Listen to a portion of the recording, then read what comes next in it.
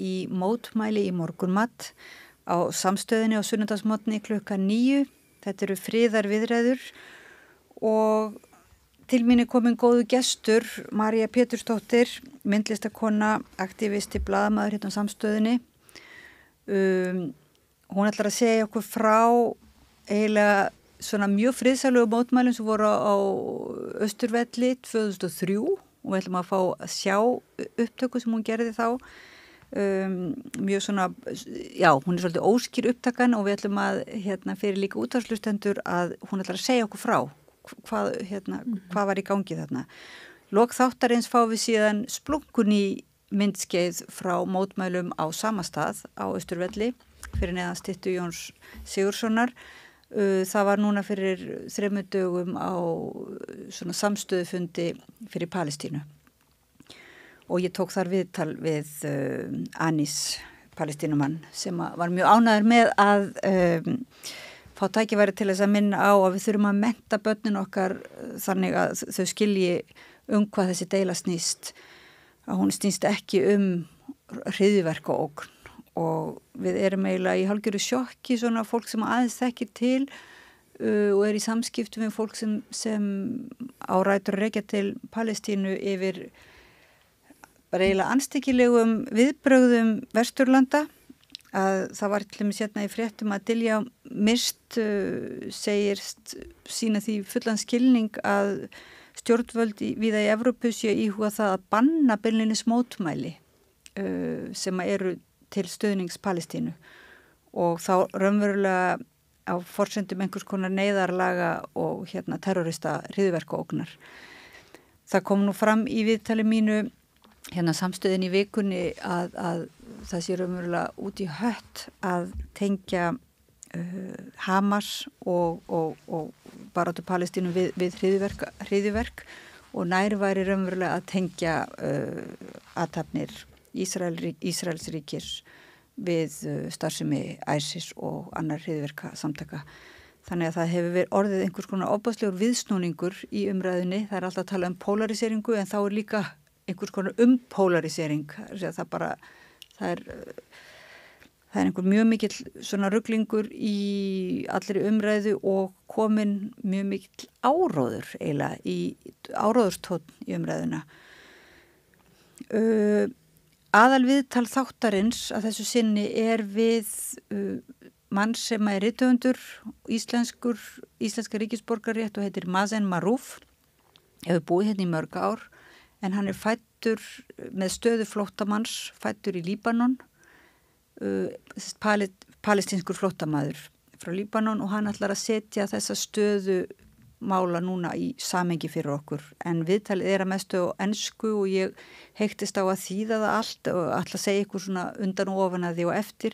Einnig ætla ég að lesa úr stórgóðri bók Mazen sem kom út á íslensku fyrir nokkur árum sem heitir Brandarar handa byssumönnum.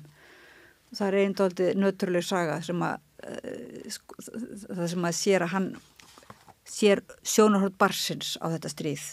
Og ég held að veitir nú ekki af að fá sjónarhorn barna núna þar sem þau eru drepin umvörpum í Palestínu án þess að við setjum spurningamerki við það og við erum að horfa raunverulega upp á þjóðarmorð. Og getur sagt mér aðeins, María, frá þessum mótmælum sem að þú tókst upp? Hvernig kom til að þú tókst þetta upp og þetta fór bara víða netið? Þetta var nú bara þannig að ég var sjálf að vinna svolítið svona og skoða svona pólitíska vinkla í bara myndlistinu minni og svo var ég að vinna með vinni mínum sem var mikill aktivisti og var alveg að kafi í þessum kárahnjúka mótmælum öllum og þannig að ég var svona þekkti fólki sem var í kannski þeirri kræðissu svona lítilega og og það var, og svo kem ég myndlistinni og ég frétti af því að það væri verið að skipuleggja einhverja háleynileg mótmæli. Þetta mjög svona fyndið eftir á vegna þess að þarna var á þessum tíma, það voru sérstaklega aðalega ungi menn úr herstöðanstæðingum sem voru kannski mótmæli líka bæði Kárahnjúkavirkjun og þarna fyrir framann utanríkisráðuneytið og eitthvað svo leiðis og það var fylgst náið með þeim og Jónger, lögreglustjóri var sagt, alveg svakalegur sko og að fylgjast með þessum ungum mönnum og taka niður upplýsingar það og skrá ferðir þeirra og eitthvað svona og þetta kom nú mjög fram í hruninu setna hvað hann var að gera sko en hann hefur verið byrjaður á því þarna. En hvernig vitið þið það? Við vitum það bara því að þeir vissu það sjálfir að það var fylgst með þeim og það var sem sagt, já, þeir sáu ástæðu til þess að gera allt mjög svona leynilega og þannig að en þetta var sem sagt, það voru einhver svona mótmælatjöld minni mig út í hljómskálagarði. Hverju var verið að mótmæla? Það var verið að mótmæla Kárahnjúkavirkjun eða einhverju svoleiðis á þessum tíma en svo var verið að mótmæla þarna, þá var verið að mótmæla því að við vorum sett á lista, Davíðs Oddssonar og Halldór Ársons vorum sett okkur á lista vilju þjóða. Þannig að vegna stríðsins innrásarinnar í Írak. Já, innrásarinnar í Írak og það var rosalega óánægja meðal stórs hóps almennings, þetta var ekkit lítill hópur sem var óánægð með þetta, fólk var mjög óánægt en það einhvern veginn var ekki komið þetta fyrir hrun og það var ekki komið einhvern veginn inn í þjóðarsálina að farin eru Austurvöll og mótmæla. Þetta svona kannski fyrsti snefillin af því í rauninni þessi mótmæli og það er mótmælt þannig fyrsta skipti held ég á 17. júní. Já. Þannig að þetta einmitt er frá 17. júní, Davíðs Oddssonar að halda hátíðaræðu á miðjum Austurvelli og þetta er ekki gert í dag lengur út af í rauninni mótmælum. Já. Núna, og setna kom ég man hvort það var árið eftir eða einhvern tíðan þá var komið svona virki utanum þingmennina á Austurvelli. Já, svona stálgrindar hlið. Já, rekkarnir voru ekki komni fyrir fram þingi, það gerist eftir búsó, en þarna var, fljótlega eftir voru þeir fannir að gera það fólk af, líka þarna á þessari hátíðasetningu, en þetta er allavega, þetta gerist hannig að þeir eru, og við sittum held ég þarna út í þessu tjaldi eða eitthvað í hljómskólagarðinum og ég, fæði vita þessum mótmælum, þessi fyrirhugum mótmæli og ég spyr þá ok, og þið ekki að fara að taka upp? Af því í myndlistinni tekur maður allt upp, maður er alltaf að dokumentera allt. Þannig að, nei, þið er alltaf ekki að gera það og ég segi, ég skal vera með kameruna og taka þetta upp. Og þannig að, því þetta var svolítið svona, mér fannst þetta að vera svona tímamóta mótmæli. Og þannig að þannig kom það til og þá var ég svona að mæta á einhverju mjög leynilega fundi. Þetta var svolítið svona, ég var í svona feeling svona eins og í bara alló, Andspyrnuhreyfingunni. Já, en þetta var allavega þannig, já, og svo sem sagt er þetta er bara samkomulega það að fólk dreifi sér herstöðunstæðingar, dreifa sér og með skilti yfirleitt innan á sér, yfirleitt frekar lítil skilti.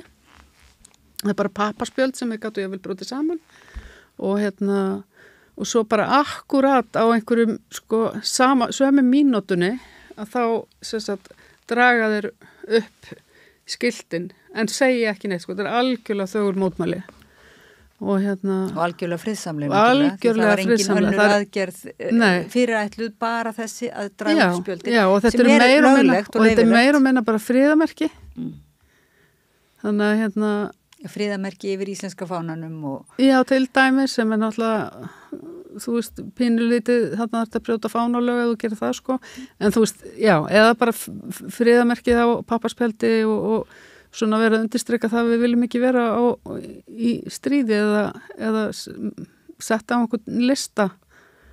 En við sjáum það að þessir mótmælendur, friðsamlegu mótmælendur eru mjög fljótlega, ekki handteknir, en þeir eru reknir út af. Já, það er ekki meira en það, þeir eru dregnir og það er svona, þeir eru beittir á konar ofbeldi, lögreglófbeldi þarna, þeir eru kannski ekki lamdir en þeir eru svona, það er ekkit farið neitt mjög mjúkum höndum þá, þannig að löggan í rauninni vissi ekkert hvernig hún ætti að bregðast við. Nei.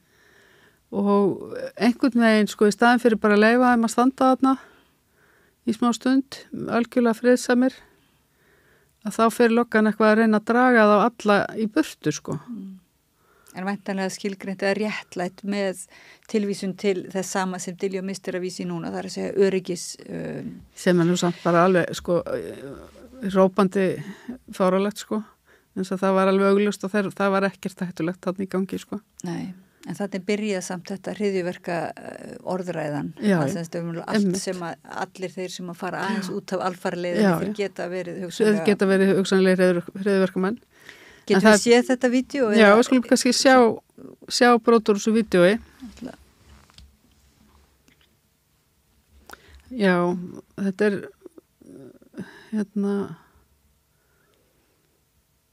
svo, þarna sjáum við. Hinn 10. maí síðastliðinn kváðu Íslendingar upp úrskurð sem væntanlega mun gilda næstu 4 vöngum velt dagar eftir kosningar svo sem eðlilegt Þannig spurðu spekingar hver annan að því hvort þessi kosningar var átt þetta var svona alveg hringin í kring og þetta var alltaf fallegt af því akkurat á sama mómentinu risu svo skipti innan úr grátinu. Það hefði verið líkilorðið. Ég man það ekki, ég vissi það alveg en ég þurfti líka að vita hvernig þetta byrjaði. Voru stjórnmálamönnum send skilaboð í efnahags, skatta eða húsnæðismál? Ég man það bara ekki. Umræðu sjávarútvegsmál var fyrir. Já, þetta bara svona allt eitthvað sem var þetta að brjóta saman og stinga inn á sig. Þarna sjáum við strax að þarna komið lögregla eðileggiskilti taka þau. Það er barnafólk þarna sem verður hissa. Það er svona eldra fólk sem veit ekki hvaðan ástandið verður, finnst þetta óvirðing. En það var ekki neitt skilur fyrir að lögreglan fyrir að skipta sér af. Það er ekkert í gangi mitt. Þetta er óbúinlega friðsamlegt þangað til lögreglan kemur og byrjar að vasast í þessu. En þarna þú meinar þessi mótmæla saga Íslands þannig að á Austurvelli hafa verið ýmis mótmæli. Já, í gegnum tíðina og allt það. 30. mars og allt. Þarna hafði liðið langur tími. Þarna hafði liðið mjög langur tími og þess að nokkuð hafði verið gert, Bara Kárahnjúka mótmælin. Já. Og þau áttu sér stað náttúrulega bara megnum til út á Austurlandi. Þannig að hvort þá hefði ekki verið einhver svona kvala mótmæli líka stundum. Já, við þurfum kannski að fá bara það sögulega samhengi á hreint. Seinna, maður vill ekki vera þarna ég held að fólk sem var hann á staðnum og sérstaklega eldra fólk hafi verið rosalega hissa og fundist þetta agalega óvirðing við þingið, Núna einhvern veginn held ég að þetta fyrir utan það að þeir eru ekki lengur þarna úti á 17. júní held ég. Eða ef þeir eru þar þá eru þeir alveg viðgirtir. En Það skemmtilega er að nú kemur blíðviðrið í góðan stað niður. Heyrum burt. Það er svona, þetta er bara písmerki á gömlum pizzakössum. Pizzakössum. Lögum sem tegja sig til himins og sækja aftur til sólarinnar eru önnur forsenda fyrir vext og viðgang. Þarna sjáum við skilti þarna í bakgrunni líka. En þeir voru alveg frábæri strákarnir og krakkarnir, þeir fóru alltaf aftur bara. Ef að löggan eða þeir náðu að hrista löggun af sér, þá fóru þeir bara aftur inn í hringin og upp með skiltið. En þarna sjáum við mitt að þeir verða hvíti hanski lögreglan í þessum gömlu spari, já, í spari fínu búningunum sínum. Þannig að þarna er svona aðeins sérmaður að það gæti hann er svona snúast upp í eitthvað. Þessi ungi maður er bara af hverju ertu að taka þetta? Hvað er ég að gera mér? Þú veist. Það er fagnaðarefni en gefur ekki rétt. En lögreglan náttúrulega svarar ekki, hún bara Nei, þeir svöruðu engu Það er bara standa fram. Ella verður þjóðin ekki fullkomlega rótt þrátt fyrir margvíslega velgengni. Og síðan er búsáhaldabyltingin þá það er nokkrum árum síðar. Það er nokkrum árum síðar, Þetta er svona aðeins bara fyrir eins og forsmekkurinn. En það er svolítið gaman að sjá það að þarna hinn almenni borgari eru ekki hrættir, Þeir eru alls ekki hrættir við mótmælafólkið og ekki hrættir við lögreglu heldur. Maður sá svona, það voru svona einstaka svona aldraðir sem voru svona pínu óörugir En þú veist, já, eins og þessi maður sem þarna með barnið á öxlunum sem grunnar nú hver en hann var þarna bara fyrir algjör tilviljun og með barnið sitt. Hann heldur að segja þetta rökkraði. Já, honum blöskraði algjörlega hvernig lögreglan gekk fram, sko. Þannig að það allir bara mjög hissa. Já, fólk var mjög hissa. Þetta ferð á, þú skellt þessu á netið. Já, sko, já, ég gerði það. Og Rúf mitt hafði samband við mig og þeir keyptu af mér myndbandið. Já, þeir gerðu það. Sem að var dálítið skondið.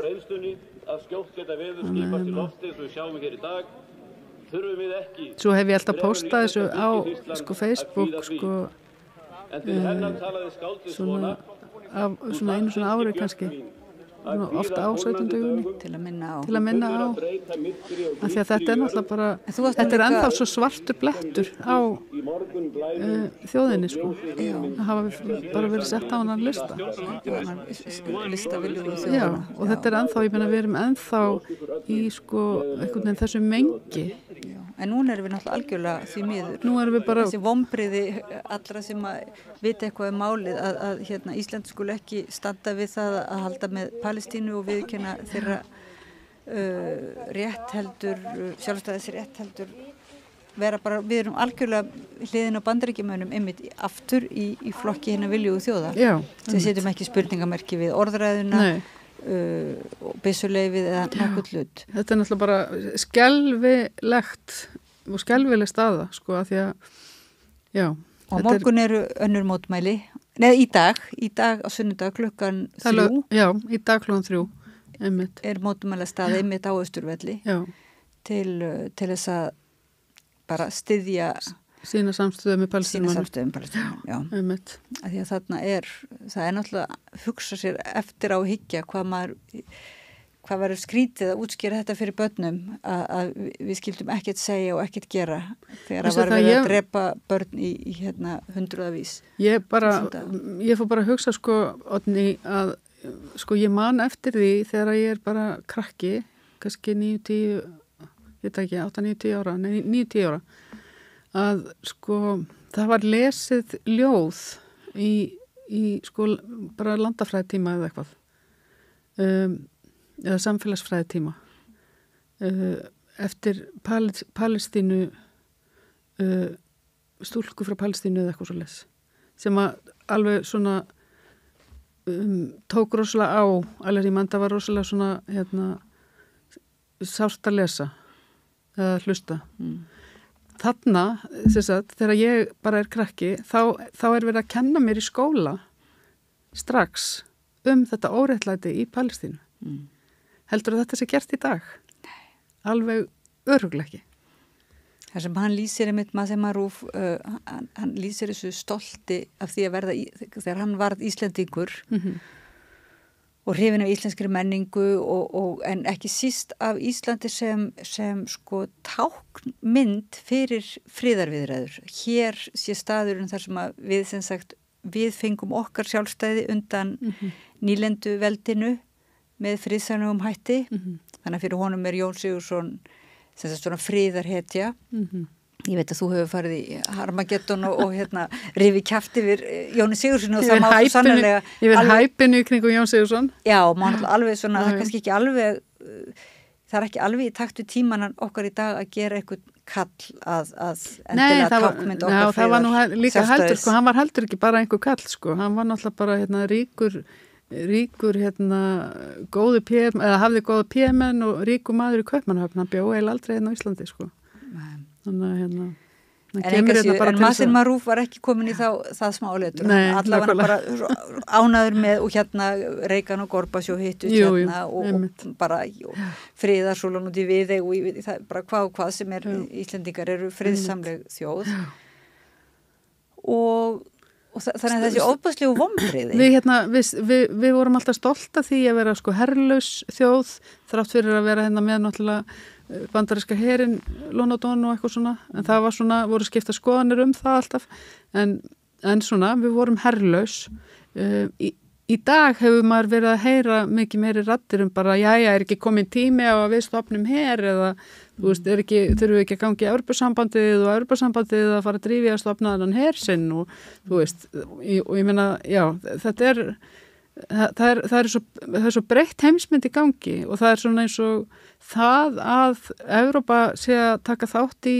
sko stríði og þessi stríði í einhvern veginn í Evrópu milli Úkraínu og Rússlands sem að við tökum þátt í því líka við erum ein af þessum viljugu þjóðum við erum það, já, einmitt og það er eins og þetta sé svona að fólk sé að horfa á þetta með einhverjum sko alveg nýjum glerugum eins og það sé bara, já, það er engi viðleitni til þess að vera með einhverja friðarviðræður eða friðarsamtök eða þrýsting á frið heldur bara Mazen lýsti því einmitt í viðtalinu að sko hann mundi eftir þessu augnabliki þegar var gerður friðarsamningurinn og síðan eru báðir aðilar myrtir sem sagt og þau vonbrigði miklu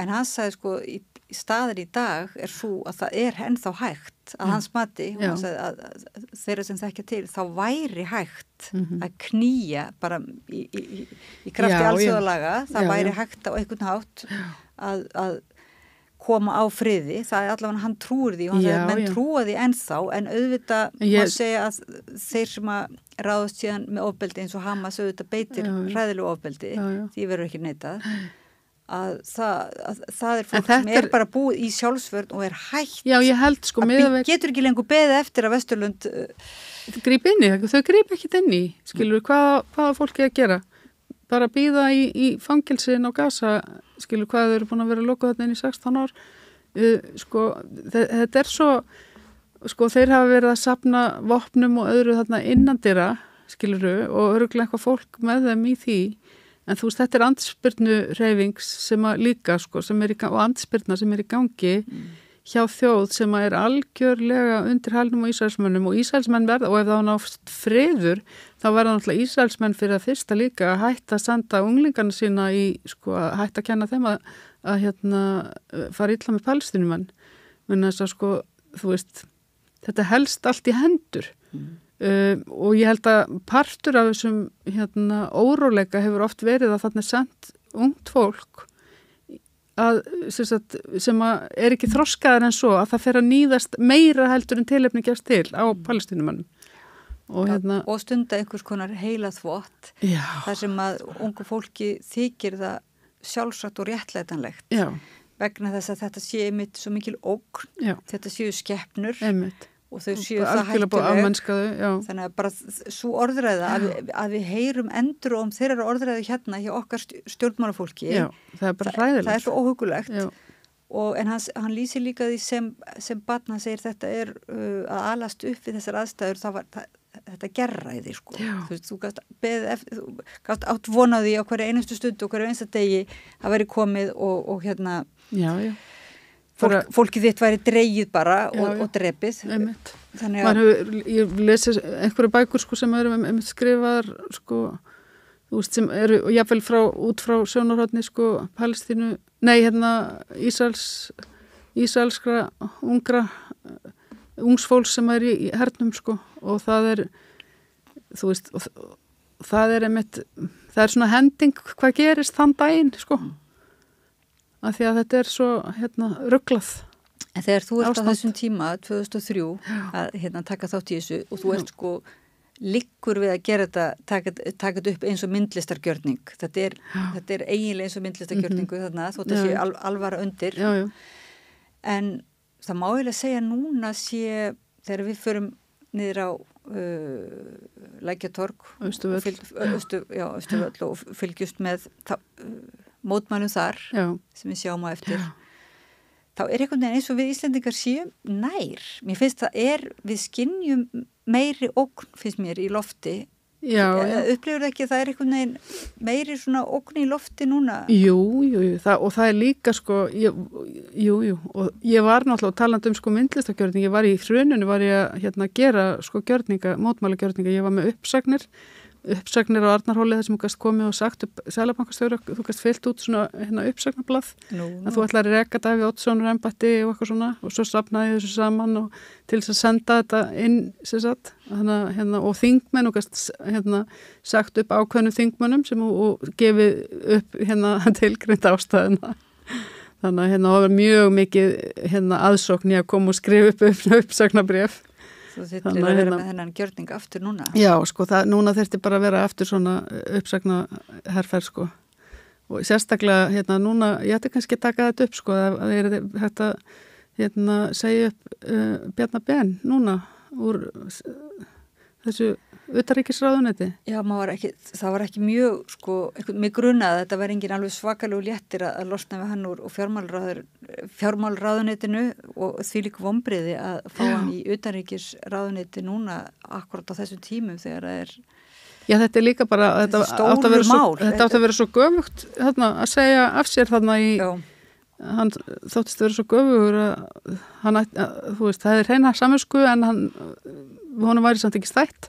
Hann hefði gert einhver afklöp í þessu starfi eða honum væri ekki sætt eins og allir sögðu og en svo bara, hvernig getur hann farið í annar ráðuneyti, ég skil þetta ekki og hvernig getur ríkisstjórnin samþykkt þetta? En við vonum allavega að hann sé alvörinu svona orðin svona göfugur að þetta er nú greindur maður og klár og hann átti sig nú á því sem utanríkisráðherra, við skorum á hann að setja sig inn í þessa deilu þarna og átta sig á því að það er ekki mjög ákvæmt að vera meðal viljóra þjóða og styðja heilsugar eins og utanríkisráðherra Bandaríkjanna styðja skilyrðislaust árás Ísraels hers á Gaza-svæðið og það þjóðarmorð sem er í uppsiglingu þar bara vonum að Bjarni og þau okkar ríkisstjórn í alvörunni að þau bara einhvern veginn áttir sig og svona bara verði ekki svona miklu hálfvitar. Ég hef ekki enga von. Það bara verði með hennan gjörning. Ég er með smá von en við eigum kannski að hlusta þá á viðtali við Mazen og hann segir okkur svona á ensku hvernig þetta hvernig þetta kemur honum fyrir sjónir og svolítið frá sinni upplifun. Mazen Maarouf. Segðu það á samstöðinni. Hvernig getur við réttlætt að 63% eflingarkvenna eigi erfitt með að ná endum saman? Efling stéttarfélag. Barátta fyrir betra lífi.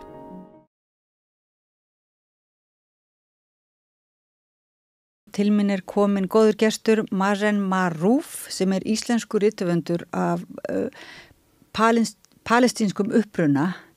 Vertu velkomin. Takk fyrir. En ég veit að þér finnst nú betra að tala kannski á ensku af því að við erum að fara að tala mikið hjartans mál. Já, ég tjáð mér betur í ensku. Já, og þá ætla ég að hafa þann háttin á að svona stöðva þig eða fá að rjúfa frásögnina kannski og þýða örstutt eins og ég get. Svona, takk fyrir það. Bara, já, stikla á stóru. En tilefnið þess að þú ert hér komin er nú frekar hræðileg staða í Palestínu. Can you just start by telling us about the situation? What do you think about it? Yes, the situation is very tragic, as the word says. But actually, I think what we miss here or what many people are missing is the context of this conflict. Why things escalated like that, why all this thing happened, and how come the media and no one talked about anything over the past years when Palestinians were assaulted daily, they were attacked daily, their homes were raided daily in Nablus and West Bank, Jerusalem. People were uprooted from their houses over the past month, and this doesn't happen anywhere in the world but in Palestine. To see a group of mob under the protection of police and the army taking over a house, kicking people out of their literally out, taking people out of their house and stepping in and occupying the house, as they did in 1948. So the whole situation has been accumulating, and there is a huge context there. And this is what we are seeing, like now was just a matter of time to happen. Já, hann að segja að hann vilji gjarnan lýsa stöðinni sérstaklega með tilliti til svona eiginlega samhenginsinn sem honum finnst eiginlega vanta í umræðinu málið. Núna mikill fréttaflutningur af þessari árás og þessu stríði en síðastliðin ár hafi bara ríkt mikil þögn daglegt ofbeldi af hendi Ísraelsmanna í garð Palestínumanna og hvernig hefur verið ráðist inn á heimili og hræðilegt ástand, þannig að þetta raunverulega, það hefur safnast í bálköstin smá saman þannig að þetta ætti ekki koma á svo óvart. Yeah, so I'm saying that it should not be such a surprise maybe then. No, for us, the Palestinians, we have seen this for over 70 years, I mean, Israel has been breaking and ignoring the United Nations resolution since 1967. They never stopped. The Palestinians gave chance to peace in 1993 and they signed the Oslo Accords. And what happened? The right-wing, Israeli right-wing, killed Rabin, who signed on the Israeli behalf, and later on they poisoned Yasser Arafat and killed him too. So they basically killed the two guys who signed the peace accord in Oslo. So this is the aggressor and the occupier we're dealing with. They reflect a state that does not want peace, and they are pushing us to more and more resisting, of course. And this is like history, like it happened in history, in many nations, and it's easy to find examples there. And it's our right to defend our homes, families, land, lives, and to defend our dignity as well. So of course we would resist. So you are not one of those that look at this invasion of the Hamas as a pure violence that should be... Well, I think, we, of course, we Palestinians, we value human lives probably more than many people on the planet, because we have lost so many people over the past decades, and we have lost children, women. Like these attacks are happening on a daily basis, and we are people who love life and who want peace, but also peace has to come under a context, like, for example, imagine someone comes to your home, kicks you out, and takes over your belongings, everything you worked for, everything you inherited from your family. And then 1 year later, he comes and wants to make peace with you. On what basis you're going to make peace? He stole your home, your land, he destroyed your life. You became stateless. Any talk of peace, unfortunately, has lost, its chances anymore, because if we have to make peace, there is a huge context of crimes that have been committed by Israel. And there is a whole list of these crimes that Israel has to acknowledge and compensate for, and then we can talk about peace, So I am against any violence against any civilian, no matter where they are. We, the Palestinians, we have solidarity with the Ukrainian people because we value lives. We have solidarity with black people in the United States, in America.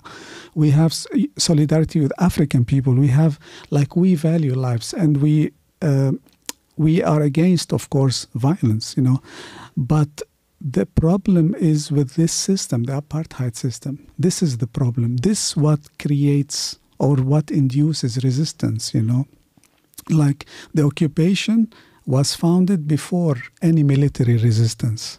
So it's not that Hamas was established before the establishment of the State of Israel, So everything has to be put in a context. The violence that has been committed now, like on both sides, for example, it has been committed unilaterally, like from one side against the Palestinians, from the Israeli side against the Palestinians in Jerusalem, Nablus, West Bank, inside the Palestinian occupied territories as well, in Gaza. So we have been facing this violence every day. Já, ég var að spyrja hann ofbeldið af hendi Hamas að því umræðan hefur nú snúist það hvort að mann geti virkilega staðið við það eða réttlætt það eða sé að það sé réttlætanlegt og hann segir að það þurfa að sjá að hann og Palestínu fólk sé á móti ofbeldi og standi alltaf með þeim sem að berjast gegn ofbeldi en hérna þurfi að sjá þetta í samhengi að það umverulega til lítils að tala frið eða hálfmerkingalust þegar að það engin friðarviðræðni þegar að var gerður undirritaður friðarsamningur þá voru þeir báðir sem að skrifuðu undir þann friðarsamning af hendi þjóðana voru drepnir og síðan hefur þetta verið ein hryggðarsaga þar sem að bara friður hefur haft minni og minni merkingu og so you actually look at the discussion now is about the violence. So you feel that's really out of context to focus on the violence of the Hamas. Absolutely. Imagine, like if somebody attacks you for the past 5 years at least, and then you make a reaction. If somebody tries to put this reaction outside the context of the attack of the past, it's very unfair. And of course, violence is there. Israel has been targeting in reaction or what they claim to be reaction because they need any reason to attack people. They have been targeting whole families, buildings, residential buildings. They didn't show us a single evidence that they targeted, or they targeted non-civilians, The talk is about violence, yes, but it's widely out of the context, because we human beings, we don't just react like that out of nowhere. This is the human nature. We resist. And we try to defend ourselves, and we have the right to defend ourselves.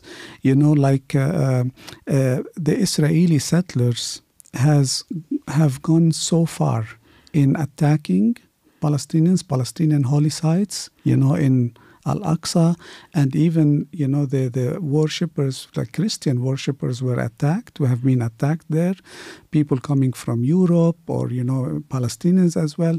So there is no respect to any,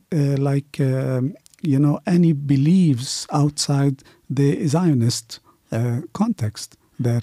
So we had enough, of course. And as I said, the whole situation is very dramatic, very tragic. It's sad for everyone, I know. I don't, ignore the feelings of human beings. We are made of feelings and we are made of thoughts and memories, and we are always, around our families, or we have beloved ones all the time. But at the same time, you can't just blame one side and totally ignore a whole context of the story has been ongoing for 75 years.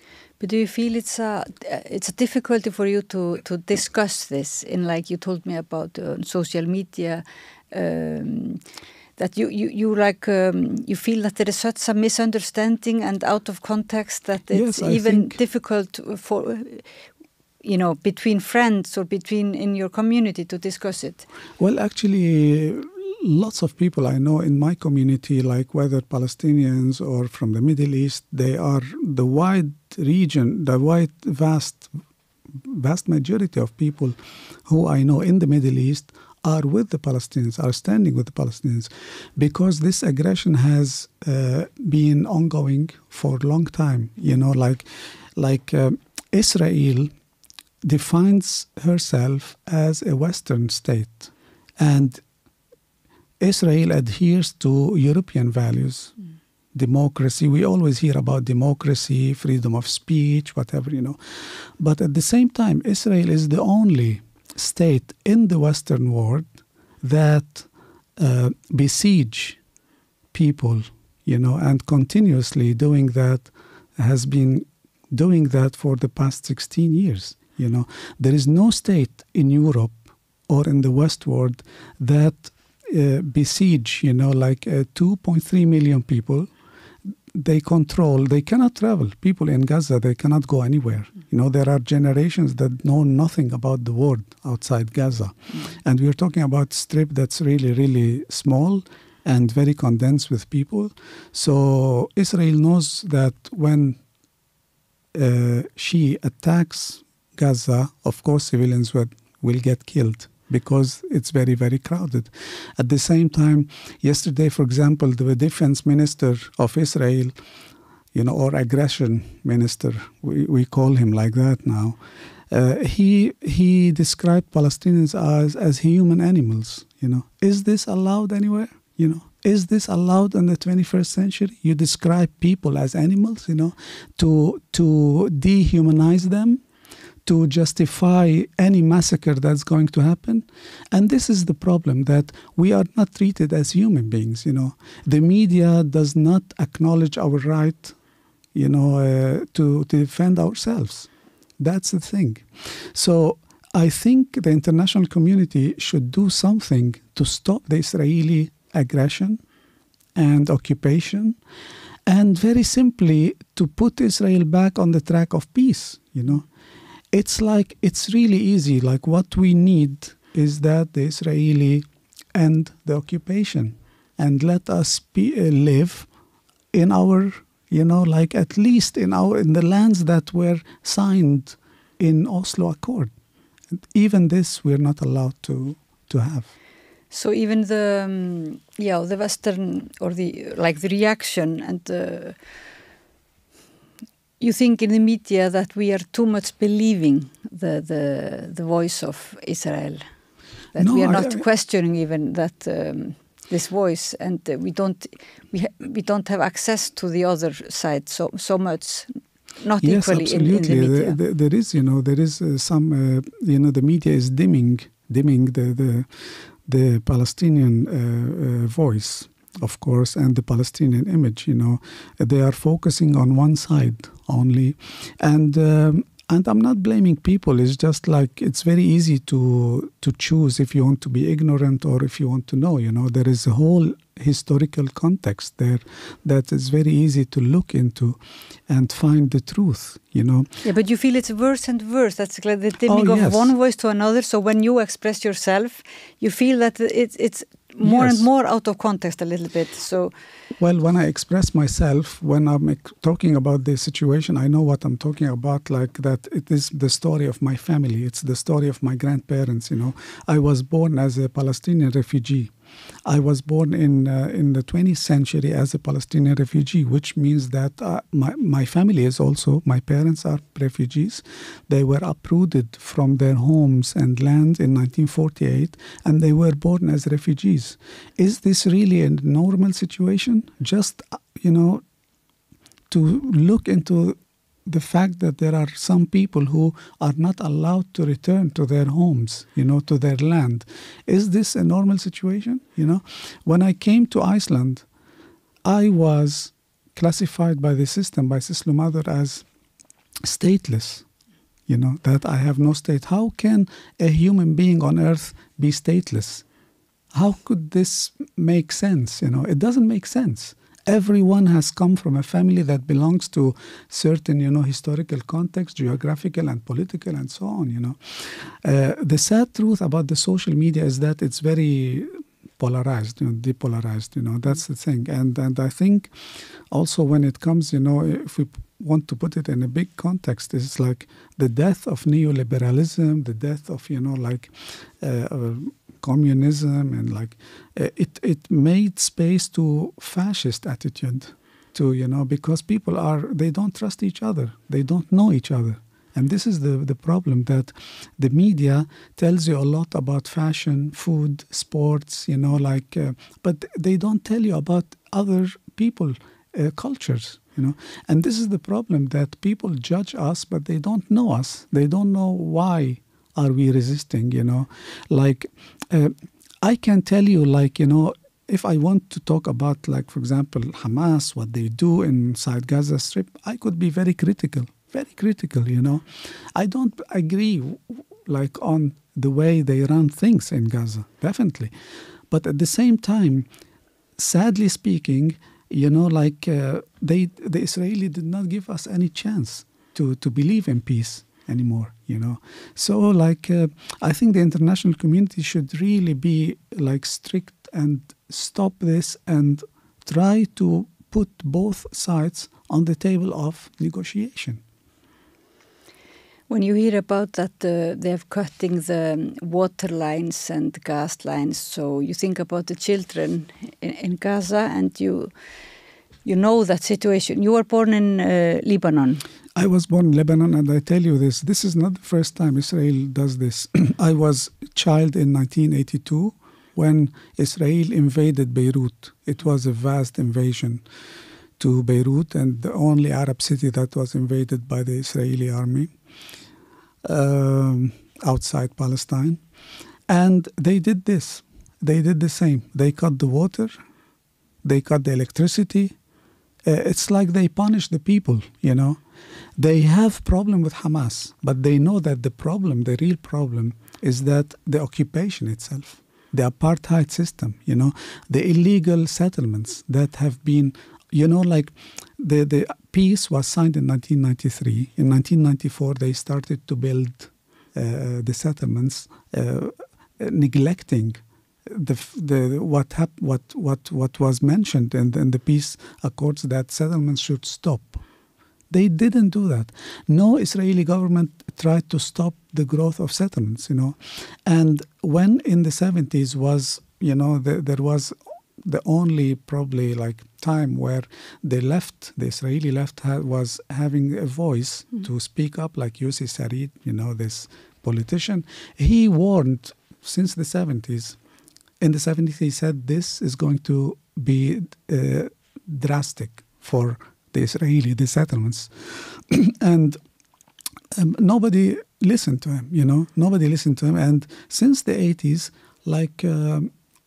no Israeli government tried to stop this. And even after the peace, which was, embraced by United States and the whole world, and the Nobel Peace Prize was given to, the people who signed, but the settlements never ceased to grow. And now the situation in Palestine is that every Palestinian village or town or city is surrounded by a ring of settlements around. So it's like the way it's done, not only it's illegal, not only it's built on confiscated lands, but it's also built in a very colonial way.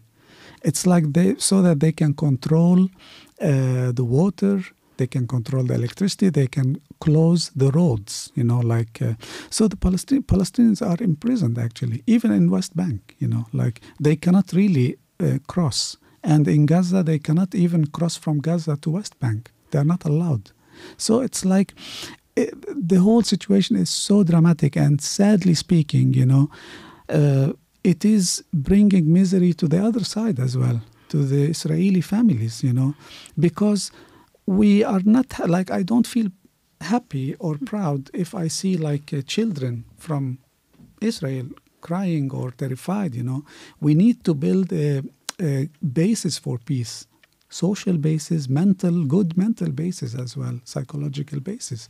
So like that, it will be more and more fundamentalism, it will be more and more blood, it will be more and more misery, not only for Palestine itself and the state of Israel, but also for the whole region and for the stability of the world. It is like the international community has somehow given up, or what's wrong? Why, if you see a possibility of ending this? Well, I think, for example, we feel, very treated very, very unfairly as Palestinians, because European Union, for example, decided a few days ago to cut off the financial aid to the Palestinians, which is mostly used for water, food, and medicine. So, like, even the European Union is punishing us for resisting, occupation.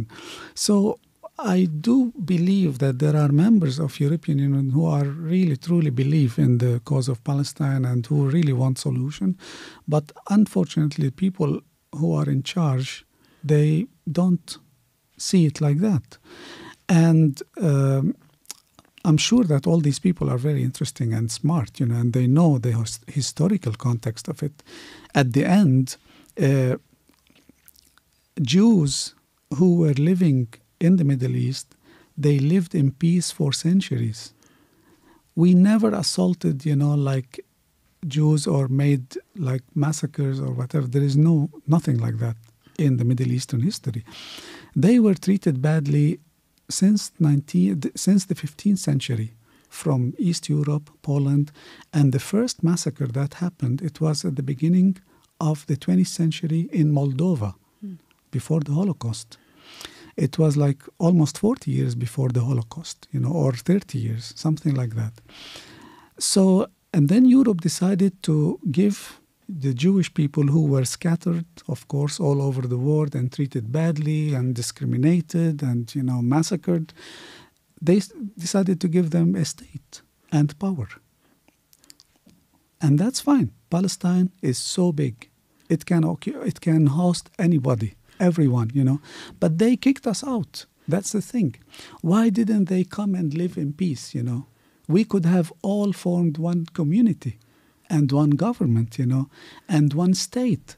And we could have avoided all of this, but they kicked us out. They kicked between 700,000 and 920,000 Palestinians out of their homes. And we became refugees. And the celebration of what's called independence of Israel is very much means or equals the Nakba, the catastrophe for the Palestinians. So one people celebrate this Independence Day, the other people celebrate it as the baddest day, worst day in their life. And I think Europe should really open both eyes. Ukrainian people have the right to defend themselves. Europe is helping them. They are sending them money and weapons and everything. When it comes to the Palestinians, it's the total opposite. So when we talk about hypocrisy, this is hypocrisy. This is hypocrisy when we are described as terrorists because we are really resisting the occupation. That's it. It's very difficult to explain this to a child. Why we justify violence in Ukraine and why we are so clearly against the violence now in Palestine. I am against violence. We are all against violence.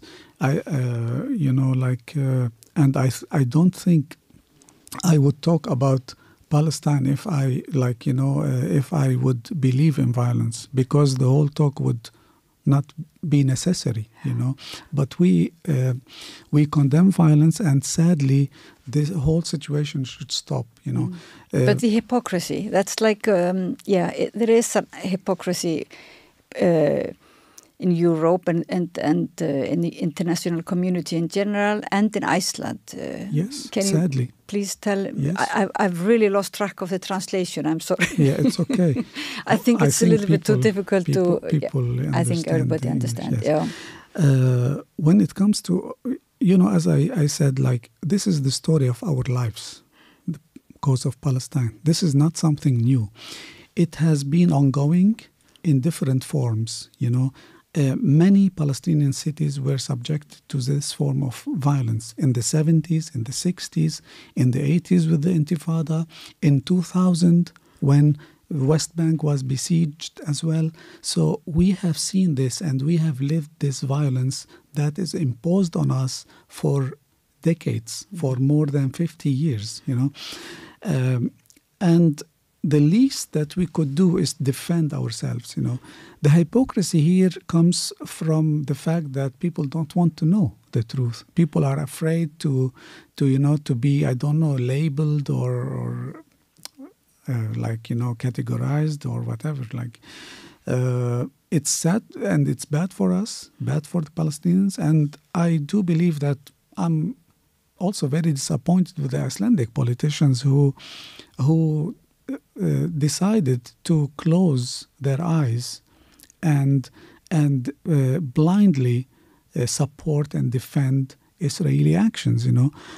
Why didn't they say anything over the past month when people were attacked in Aqsa Mosque, in the churches in Palestine, around the churches, in Jerusalem, when people were driven out of their homes, when people were attacked and being attacked in Nablus, every day by mobs, militias, Zionist militias, settlers, protected by the police and by the army against people who are living in Nablus, just doing their daily stuff, and suddenly they come and attack them.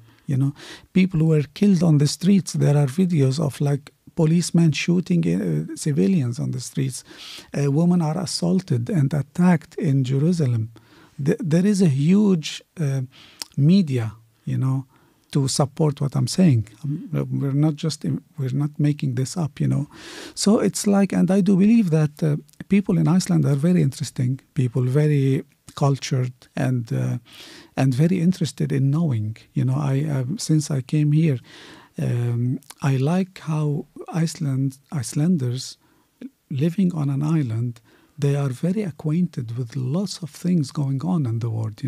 They are fierce activists. They are honest people. This is the majority of people I met like that. So, and then when it comes to a politician who would say something just blindly defending one side and ignoring the right of the other side, then it's very disappointing. I do believe that these people simply don't understand the situation, or they decided not to put the whole context of it in before their eyes. It's disappointing that the government does this, takes part in the hypocrisy and the just single-minded options. But where is the media in Iceland? Where is also where do we get the informations about it? We have no news about it, almost, or little news. It seems to me that the media in Iceland is very much influenced by the American media, by the American discourse, by the Central European discourse, which is very lazy and very disappointing as well.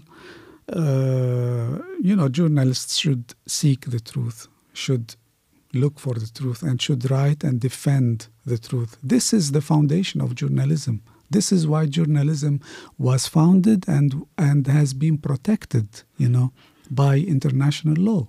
It's not to promote hypocrisy. And for example, we didn't see anything when journalists get killed in Gaza. Now, some journalists were killed over the past 2 days. Nobody said anything about it. So again, of course, it's very disappointing, and I don't believe it's really good for the image of the Icelandic society that to have such lazy politicians, and superficial, the discourse is very superficial. So I try not to, of course, judge anything. I just think that there is not enough information there. There are few journalists left, maybe. Actually, the situation has changed. So now journalists have really to fight for the situation. And yes, and but the thing is, we live also in the 21st century. We live in a that.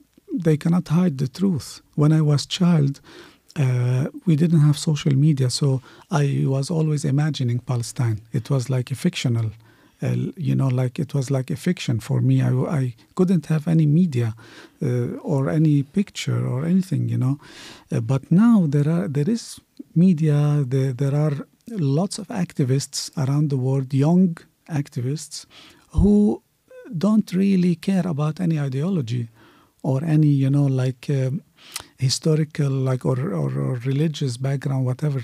They just care for justice for everyone. Human rights. Human rights, And I think, of course,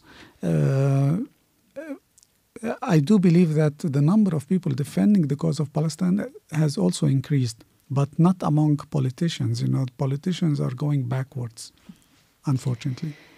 Now, you are not an activist yourself, you are a writer. Yeah. Or do you define that as an activist maybe in a way? Or you've written, there is one book published in, Brandarar fyrir handa byssumönnum. Mm-hmm. It's a very, very good book, beautiful written, but really strong and affects you, that you understand that you have lived in your youth. It's the war, rather difficult. Yes. There is a war situation. Yeah, it was difficult times, and it was very complex times, and I tried to write these stories or write fiction out of reality, but try to create alternative reality in a way, because maybe I'm not brave enough to write non-fiction, so I write fiction. That's how it is. But of course, I'm not an activist. I don't define myself as an activist. I'm a writer, and when I'm a writer, I'm acquainted with art. No matter where it comes from. I don't care where the art comes from, or literature comes from. Literature takes from reality and gives back to reality. I do believe this exchange between reality and literature there, and which enriches our human experience and soul and sense of things around us. But at the same time, I can't be also myself hypocrite, just living in a bubble of, intellectual bubble, and saying that, no, I'm a writer and I don't want to get involved in anything related to my home country or my people. I am Palestinian, and everything I lived came from the fact that I was born as a Palestinian refugee. Because when you're born in a place that's not yours, and you know that you don't belong there and you don't have rights, you don't have right to see your country, you don't have right to return, you don't have right to unite with your family members in Palestine, then you start to ask questions, why is it like that? And these questions make us Palestinians want to learn more, to be more educated, to do better in literature, in art, in science, in everything, And when we fight for our freedom, we are fighting for the freedom of all human beings. It's like for humankind, we don't discriminate, between, because we know what it means to be oppressed people. We know what it means to be people living without our basic human rights, or civil rights. So I think it's the viewpoint of the child. It's very strong in your book. The child that looks at the violence and tries to find ways to get away from the violence. Looks at his father is beaten up by the soldiers every day, and it's such a strong viewpoint, maybe stronger than an activist statement. Because you really get into this world of, and this child can be anywhere in the world, doesn't matter. Yeah. It's just the child that needs to understand and does not understand the root of the violence. What I think this is thank you for this comment, because it's very, very significant and very important. It makes me think of something that people don't think about, because when you occupy a land, or when you besiege, like let's say Gaza, that has been under besiege for the past 16 years, what does it mean? It means that the lives of people inside Gaza has drastically been affected, because when you limit the access of food and water and electricity, and you destroy hospitals, and you know, like pregnant women, sometimes they cannot leave Gaza to, you know, give birth if they are in a critical situation. Patients who are in critical situation are not allowed to go from Gaza to, you know, the nearest city. So any political conflict has its like consequences on everyday life of people. You have first the big clashes, and then the consequences of these clashes infiltrate the lives of people and become a mode of living. So difficulties become way of living.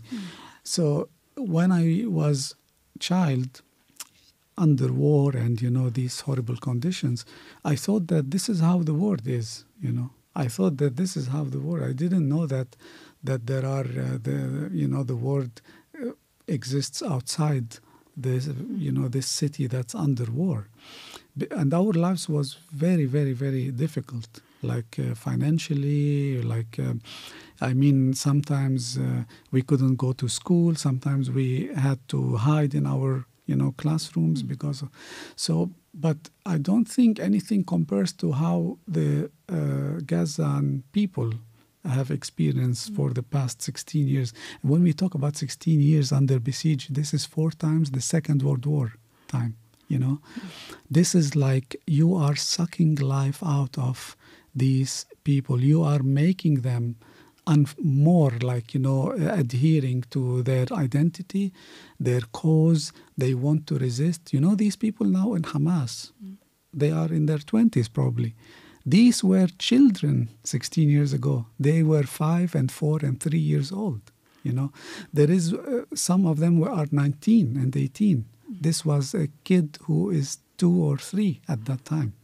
So this person had no life but to believe that he is ready to do anything possible to break through this occupation.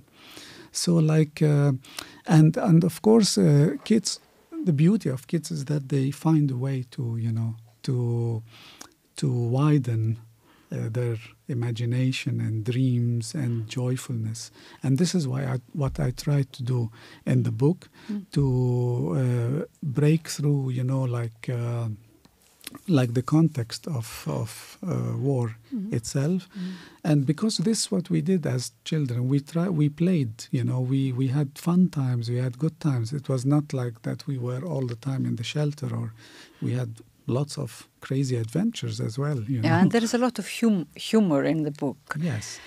And you come here, when talking about humor, you come when Jón Gnarr was a major, you come to Iceland and you get the status of, what was it called? It was a writer in residency. Yeah. Yeah, yes. It was ICOR, this program that Reykjavik is still part of. So they have hosted 3 writers after I came. And luckily, of course, I became Icelandic citizen by having a passport. And, you know, like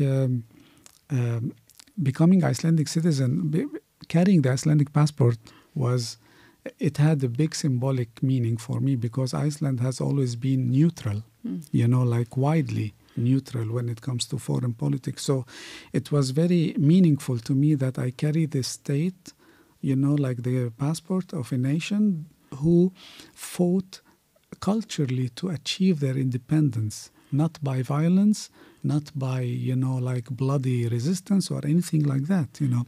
A nation that believes in human rights, a nation that believes in equality of, you know, genders, LGBT, women, everything. This is like, sometimes it's like the future, you know, like you are ahead of other nations.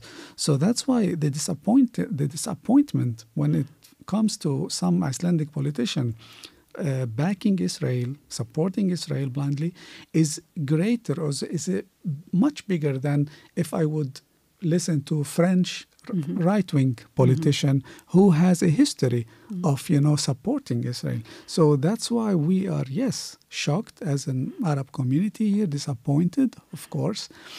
And we simply call these people just to read more about this situation and find the truth. It's very, very, very easy to find it.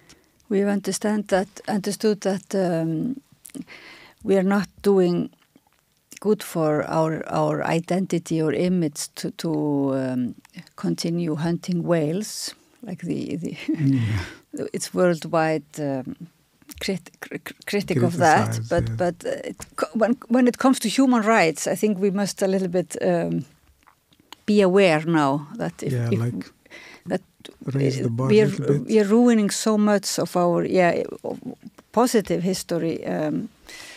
Absolutely, I mean, because you can't defend women's rights, you can't defend gender rights, you can't defend LGBT, you can't defend, the rights of people to choose what they want to be, the rights of people to adapt an ideology, this is in the Icelandic constitution. You cannot choose to be all of this, but to be anti people who have been fighting for their freedom for the past 75 years.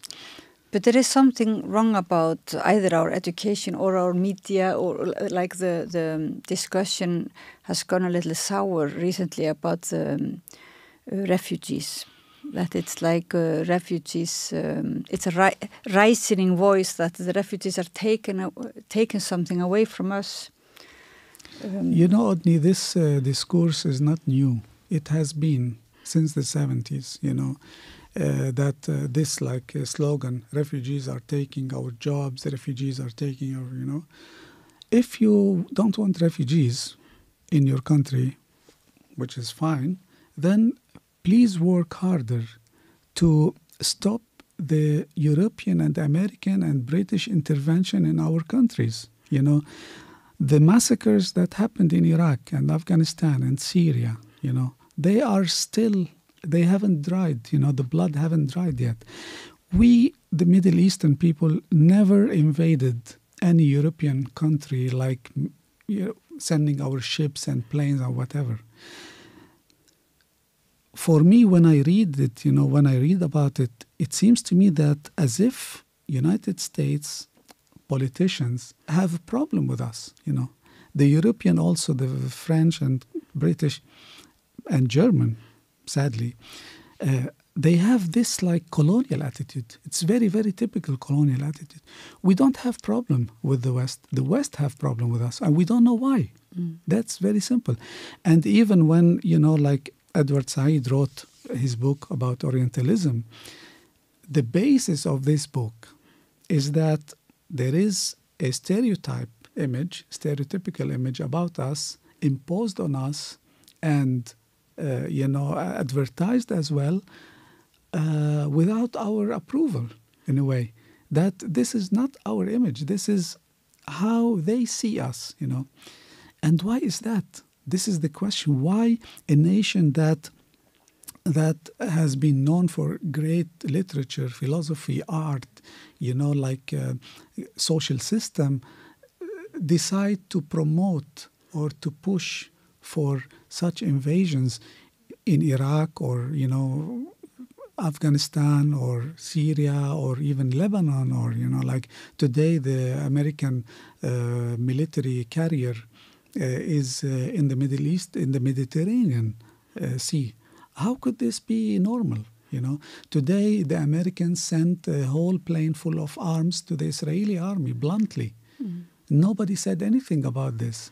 Would this promote peace when you do this? When you send B whatever, like this, plane full of arms, do you think this would help establish peace? Absolutely no, because these arms are going to be used against civilians in Palestine.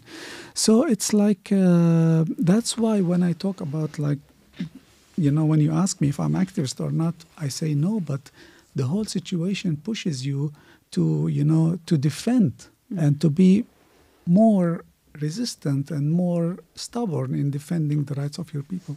Well, you studied what's called in Efnafræði, yeah. Chemistry. So I'm a Palestinian chemist. Yeah, you're a Palestinian chemist and an Icelandic writer. Yeah.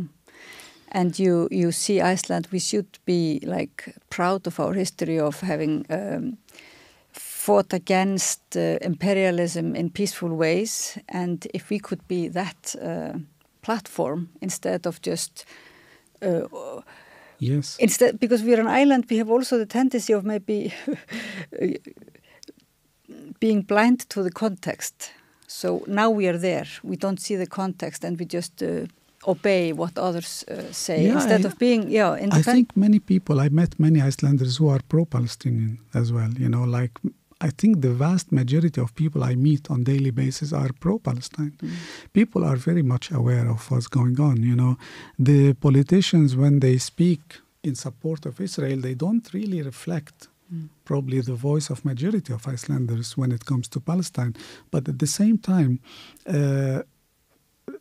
to choose, to defend, I don't understand, to choose to defend Israel and just ignore the Palestinian rights, totally ignore it. This is pure hypocrisy. It's hypocrisy and a disappointment. Yes, and it's out of context. It's out of context of, as you said, described like the Icelandic nation history in being, like a good role model. Actually, Iceland could be one of the nations who are, who have potential to promote peace, because your history is not like bloody, like I'm not talking about the medieval centuries or now, modern history, is that Iceland is a role model, like when it comes to human rights on different levels. And then it comes to politicians that condemn the violence of the Hamas, which is completely out of context, where you could see those, as you say, children that are able to organize themselves against a huge system. Yeah, the money that's sent to Israel every year that goes to the military. This is the money of the people, the tax part of the tax money of people in United States, for example, and Europe also sends, financial support, and this money comes from the people as well. So it's like. I understand when people see violence and want to really protect civilians. I understand it. But in the Palestinian situation, you can't leave things out of context. No. How do you manage to write? Are you writing another book yes, in this situation? Is it possible to concentrate? Well, not really much, I keep following the news and it interrupts my mind. So I'm not clearly, this is exceptional times. Every war is dramatic. I know people who live in Gaza. I personally know them, and I couldn't be in touch with them for the past days because connections are cut. So it's like, of course, the whole situation interrupts. And I have family members, like in Gaza also, that I'm personally, of course, worried about their lives. And but I try. We try because we also, Palestinians love life, and we celebrate life as well. And we fight because we appreciate life. We appreciate peace, we appreciate security and dignity, human dignity. Thank you very much for coming and explaining for us a little bit the context. I will maybe try writing a little bit of summary in Icelandic and put it on our website, because it was too interesting for me to interrupt and try translating. Ég byrst afsökunar á lélegri túlkun. Ég datt inn í frásögnuna hjá honum og átti erfitt með að þýða beint yfir íslensku, en ég mun skrifa svo litla svona íslenska þýðingu, draugaþýðingu og setja inn á heimasíðun okkar. Mazen Maarouf, þakka kærlega fyrir að koma hérna til okkar. Takk kærlega fyrir. Hvernig getur við réttlætt að sívaxandi hópur eflingarfólks festist á leigumarkaði? Efling stéttarfélag. Sláist í hópinn og gerist áskrifendur. Þarna heyrðu við reynslu sögu Rithöfundarins Mazen Maarouf, en hann hefur líka, eins og við ræddum skrifað bók sem kom út á íslensku 2018 í þýðingu Ugga Jónssonar, og heitir Brandarar handa byssumönnum.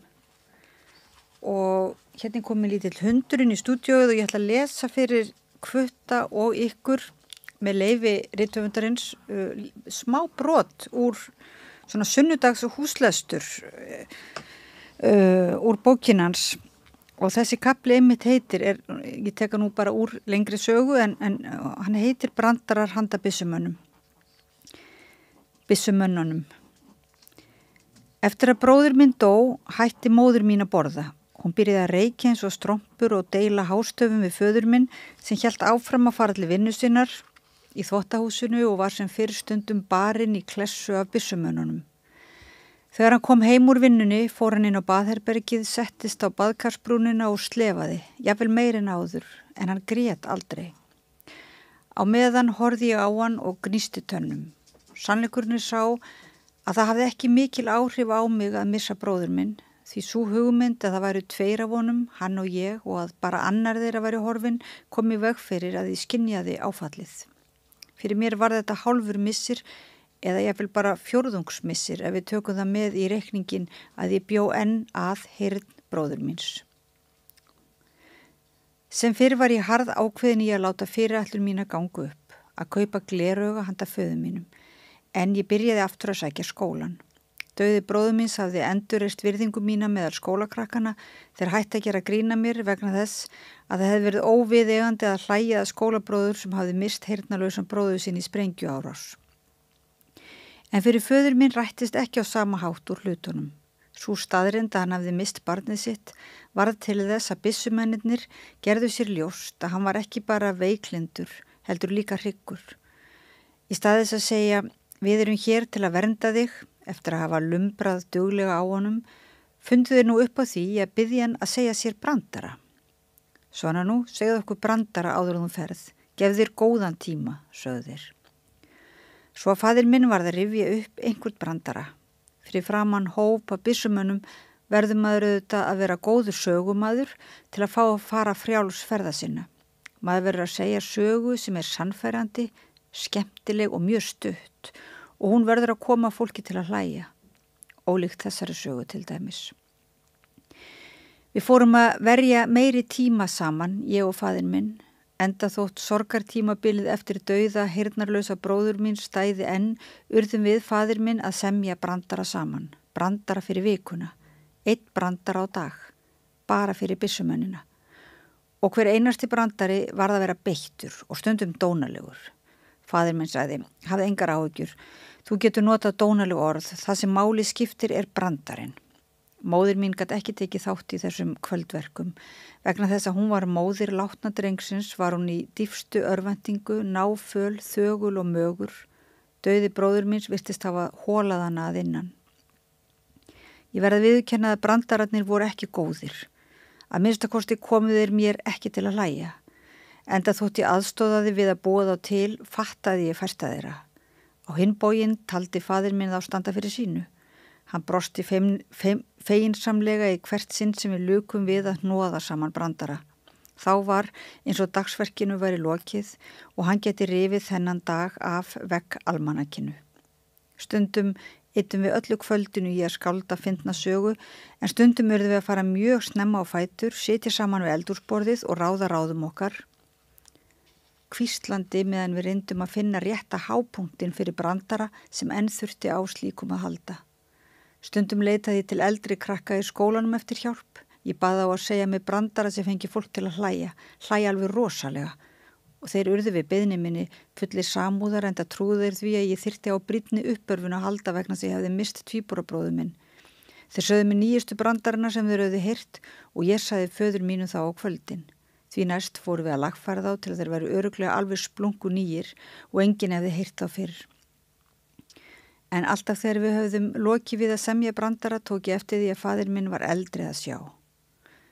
Faðir minn sagði að stundum yrði að segja brandaran meðan byssumennirnir hefðu kveikt á útvarpinu og svo þegar fréttirnar kemu þá sagðu þeir uss og faðir minn yrði að gera hlé, bíða þess að fréttatímanum leki og segja svo brandaran allan frá byrjun. Ef það gerðist að hann rugglaðist á einhverju smáatriði í brandaranum, fékk hann umsvöfalust löðrung Og einn af byssumönnunum sagði, þetta ekki nákvæmlega eins og þú sagðir það áðan. Þegar hann hafði sagt brandarann, myndu þeir hann á að þeir væru honum sem bræður og ef hann þarnaðist einhvers gæti hann komið til þeirra, en það væru þeir þarna til að vernda okkur og hjálpa okkur. En ég vissi að þeir voru að ljúga.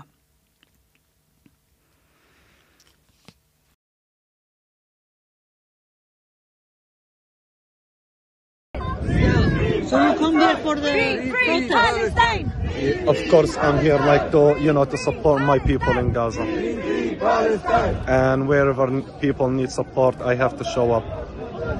And you live there? I live in Iceland, but I came from Gaza Strip.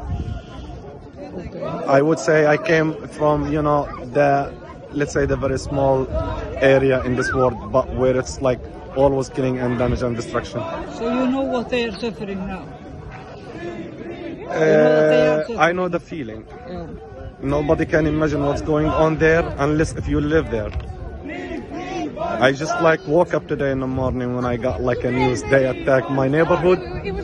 My neighbor was killed. I have no idea how they survive until now. But this is how it works. They're, Israel trying to show Palestinians as a terrorist, and they were saying that Palestinian children are a terrorist. Let's say today almost 400 kids were killed in Gaza Strip, and let's say 200 women. This is the terrorists that they are talking about. Do you think it helps to protest like this today? I believe in something called education.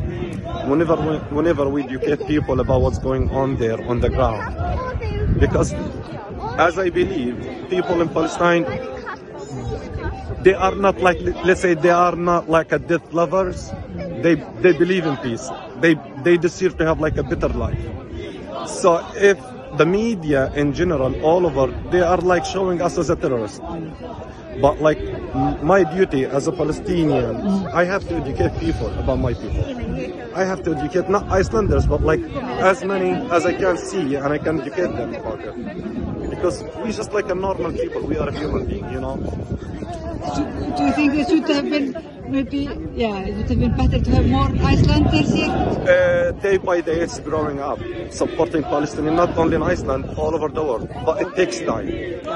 We, growing up is step by step and slowly.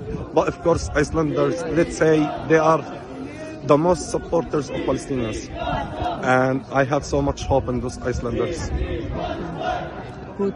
Thank you very much. Can you give me your name? Anís. Anís. Okay. Yeah. Thank you. Thank you, and free Palestine. Free Palestine. Thank you so much. Are you sure? Yeah.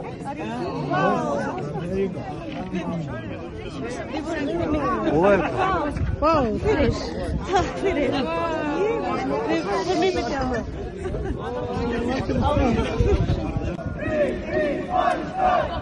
Wow.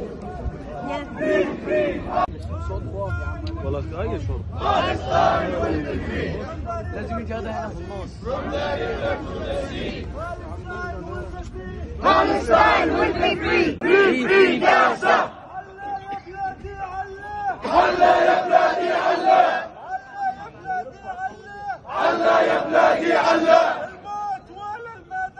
الموت ولا المذلة. الموت ولا المذلة. Live France Palestina. Live France Palestina. Live France Palestina. Live France Palestina. Live France Palestina. Live France Palestina. Live France Palestina. Live France Palestina. Fred i Palestina. Fred i Palestina. Fred i Palestina. Fred i Palestina. Fred i Palestina. Fred i Palestina. Free Palestine! Free Palestine!